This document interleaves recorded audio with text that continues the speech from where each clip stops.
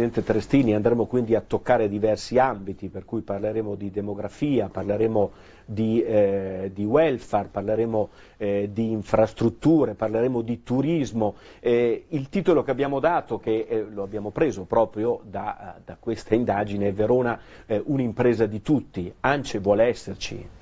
Sì, ANCE vuole anche esserci. Perché tra l'altro parleremo di politiche abitative, no? Partendo forse proprio dal tema demografico.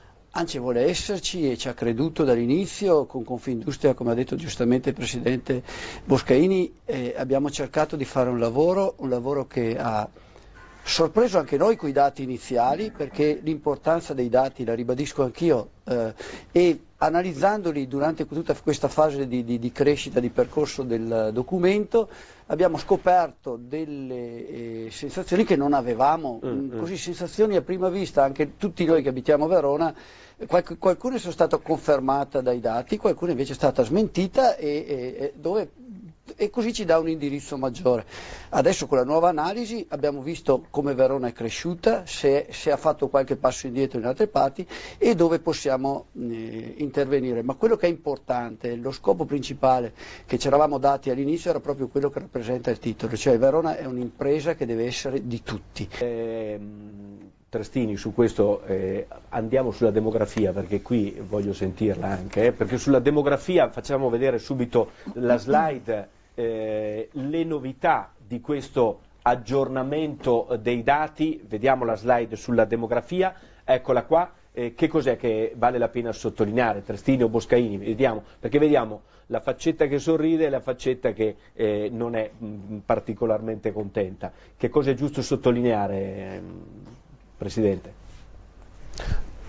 Prego. No, vabbè, allora, dai dati che stiamo analizzando abbiamo comunque seguito il trend che già nella prima analisi c'era, cioè, nel confronto con le altre province, soprattutto quelle del Veneto, Verona era una provincia, una città in crescita demografica e i dati lo stanno a dimostrare. Crescita demografica che però deve essere, prima il Sindaco ha detto giustamente, io sono della stessa opinione, ritengo che Verona sia una città ideale per i giovani, però su questo dobbiamo investire, perché dobbiamo elevare la qualità della vita soprattutto per i giovani. Noi abbiamo una buona qualità della vita per una persona dai 60 anni in su, caliamo un po' sulla qualità della vita per i giovani. Qualità della vita vuol dire dare servizi che siano soddisfacenti per i giovani.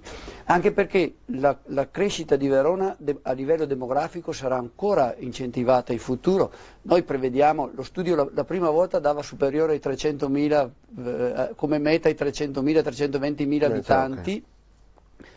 Proiettati nel 2040, sì, oggi si parla già di 350 anche volendo, però anche qua dobbiamo capire che tipo di aumento demografico vogliamo. Noi dobbiamo incentivare un aumento demografico che sia totale.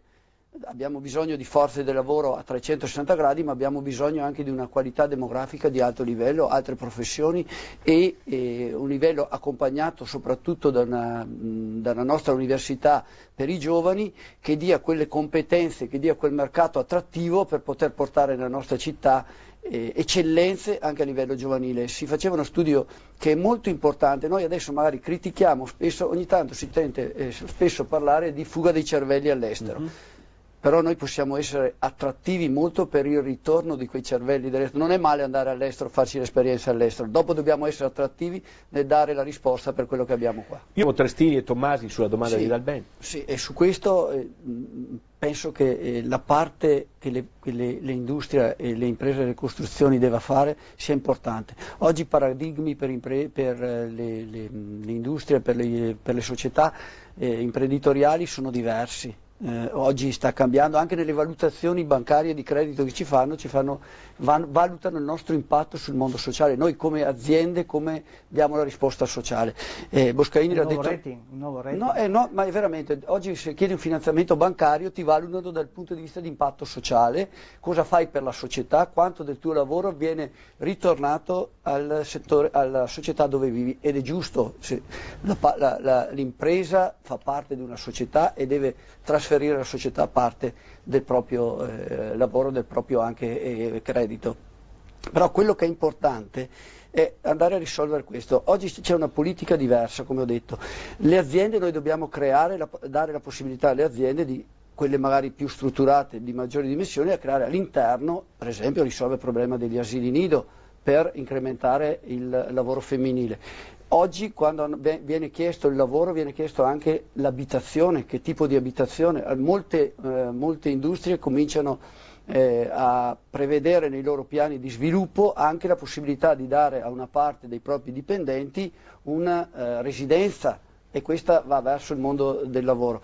Però quello su cui dobbiamo intervenire è i due capitoli secondo me fondamentali, gli anziani e i giovani. I giovani secondo me è molto importante sulla parte dell'edilizia universitaria. L'edilizia universitaria a mio avviso deve cambiare il paradigma di come è stata concepita. L'edilizia residenziale non deve essere l'alloggio per lo studente e finito lì.